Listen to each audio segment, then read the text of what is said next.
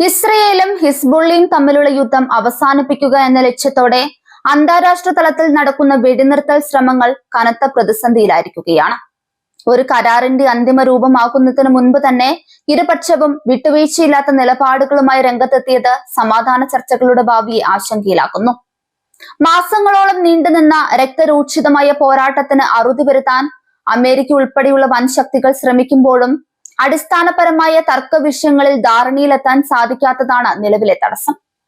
ഇറാന്റെ പ്രധാന സഖ്യകക്ഷിയായ ഹിസ്ബുള്ള ഈ വെടിനിർത്തൽ ചർച്ചകളിൽ അതീവ കർക്കശമായ നിലപാടാണ് സ്വീകരിച്ചിരിക്കുന്നത്. ലെബനന്റെ പരമാധികാരത്തിനു മേലുള്ള ഏതൊരു കടന്നുകയറ്റവും അംഗീകരിക്കില്ലെന്ന് അവർ വ്യക്തമാക്കി കഴിഞ്ഞു. ലെബനന്റെ അതിർത്തിക്കുള്ളിൽ ഇസ്രയേൽ സൈന്യത്തിന്റെ സാന്നിധ്യം അനുവദിക്കുന്ന ഒരു കരാറിനും തങ്ങൾ തയ്യാറല്ലെന്നാണ് ഹിസ്ബുള്ളയുടെ പക്ഷം. ഇസ്രയേൽ സൈന്യം ലെബനൻ മണ്ണിൽ തുടരുകയാണെങ്കിൽ അത് സായുധ പ്രതിരോധം തുടരുന്നതിനായുള്ള എല്ലാ ന്യായീകരണവും നൽകുന്നുവെന്ന് അവർ മുന്നറിയിപ്പ് നൽകുന്നുണ്ട്.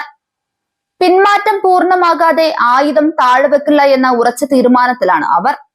മറുഭാഗത്ത് ഇസ്രയേൽ പ്രധാനമന്ത്രി ബെഞ്ചമിൻ നെതന്യാഹു തന്റെ മുൻ നിലപാടുകളിൽ നിന്ന് ഒട്ടും പിന്നോട്ട് പോയിട്ടില്ല. ഹിസ്ബുള്ളയെ പൂർണ്ണമായും നിഷ്ക്രിയമാക്കുക എന്നതാണ് യുദ്ധത്തിന്റെ ലക്ഷ്യമെന്ന് അദ്ദേഹം ആവർത്തിച്ച് വ്യക്തമാക്കുന്നുണ്ട്. വെടിനിർത്തൽ നിലവിൽ വന്നാലും ഇസ്രയേൽ സൈന്യം ലെബനനിൽ നിന്ന് പൂർണ്ണമായും പിന്മാറില്ലെന്ന സൂചനയാണ് അദ്ദേഹം നൽകുന്നത്. അതിർത്തി ഗ്രാമങ്ങളിൽ ഇസ്രയേൽ സൈന്യത്തിന്റെ സാന്നിധ്യം ഉറപ്പാക്കിയാൽ മാത്രമേ തങ്ങളുടെ രാജ്യത്തിന്റെ വടക്കൻ മേഖലകളിൽ താമസിക്കുന്ന ജനങ്ങൾക്ക് സുരക്ഷ നൽകാൻ കഴിയൂ എന്ന് നെതന്യാഹു വാദിക്കുന്നു. അമേരിക്ക മുന്നോട്ട് വെച്ച ചില നിബന്ധനകളെ പരസ്യമായി തള്ളിക്കൊണ്ടാണ് നെതന്യാഹുവിന്റെ ഈ നീക്കം.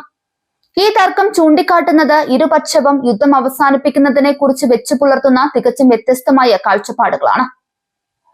ഹിസ്ബുള്ളിയെ സംബന്ധിച്ചിടത്തോളം യുദ്ധം അവസാനിക്കുക എന്നാൽ അത് ലെബനന്റെ പരമാധികാരം സംരക്ഷിക്കപ്പെടലും വിദേശ സൈന്യത്തിന്റെ പിന്മാറ്റവുമാണ്. പക്ഷെ ഇസ്രയേലിനെ സംബന്ധിച്ചിടത്തോളം ഇത് വെറുമൊരു സമാധാന കരാറല്ല, മറിച്ച് തങ്ങളുടെ സുരക്ഷ ഉറപ്പാക്കുന്നതിനും ആവശ്യമെങ്കിൽ ലെബനൻ മണ്ണിൽ തുടർന്നും സൈനിക നടപടികൾ നടത്താനുള്ള സ്വാതന്ത്ര്യം നിലനിർത്തുന്നതിനുമുള്ള ഒരു ഉപാധിയാണ്. ഈ രണ്ട് നിലപാടുകളും തമ്മിൽ യോജിച്ചു പോകുക എന്നത് അസാധ്യമാണെന്ന് നയതന്ത്ര വിദഗ്ധർ വിലയിരുത്തുന്നുണ്ട്.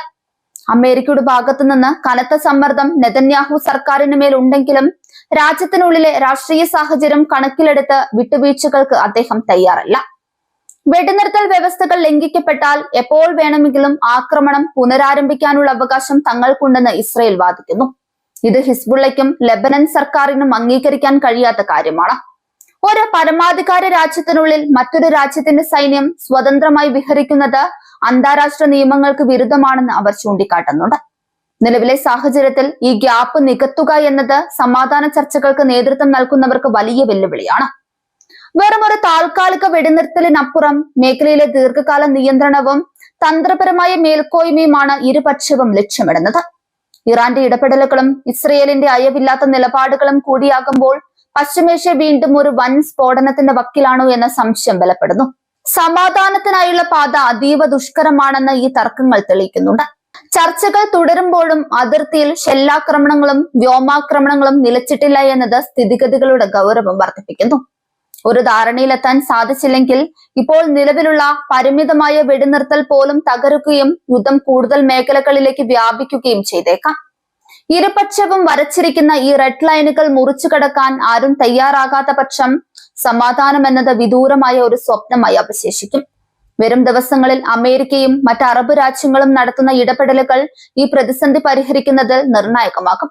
വലിയൊരു മാനുഷിക ദുരന്തം ഒഴിവാക്കാൻ അടിയന്തരമായ ഒരു രാഷ്ട്രീയ പരിഹാരം അനിവാര്യമാണ്. പശ്ചിമേഷ്യൻ രാഷ്ട്രീയത്തിലെ ഈ കരുനീക്കങ്ങൾ ലോകരാജ്യങ്ങൾ അതീവ ജാഗ്രതയോടെയാണ് നിരീക്ഷിക്കുന്നത്. സമാധാന ചർച്ചകൾ പരാജയപ്പെട്ടാൽ അത് ആഗോള സാമ്പത്തിക രംഗത്തെയും ഊർജ്ജ വിപണിയെയും ഒരുപോലെ ബാധിക്കുമെന്ന കാര്യത്തിൽ തർക്കമില്ല. അതുകൊണ്ട് തന്നെ ഈ സമാധാന ശ്രമങ്ങൾ വിജയിപ്പിക്കേണ്ടത് ലോകത്തിന്റെ തന്നെ ആവശ്യമായി മാറിയിരിക്കുന്നു. വരും ദിവസങ്ങളിലെ ചർച്ചകൾ ഈ നിഗൂഢതകൾക്കും തർക്കങ്ങൾക്കും ഒരു അറുതി വരുത്തുമെന്നാണ് പ്രതീക്ഷ. ഇസ്രയേലും ഹിസ്ബുള്ളിയും തങ്ങളുടെ കടുംപിടുത്തങ്ങൾ അവസാനിപ്പിക്കുമോ അതോ മേഖല വീണ്ടും യുദ്ധത്തിന്റെ കരുനിഴലാകുമോ എന്ന് കാത്തിരുന്ന് കാണേണ്ടിയിരിക്കുന്നു. നയതന്ത്രം പരാജയപ്പെടുന്നിടത്ത് സൈനിക നീക്കങ്ങൾ സജീവമാകുന്ന കാഴ്ചയാണ് ഇപ്പോൾ പശ്ചിമേഷ്യയിൽ കാണാൻ സാധിക്കുന്നത്. ഇത് സമാധാന പ്രേമികളെ സംബന്ധിച്ചിടത്തോളം വലിയ ആശങ്കയാണ് ഉണ്ടാക്കുന്നത്. വൻ ശക്തികൾ ഇതിൽ എത്രത്തോളം ക്രിയാത്മകമായി ഇടപെടുമെന്നതിനെ ആശ്രയിച്ചിരിക്കും ഇനി വരാനിരിക്കുന്ന ദിവസങ്ങൾ.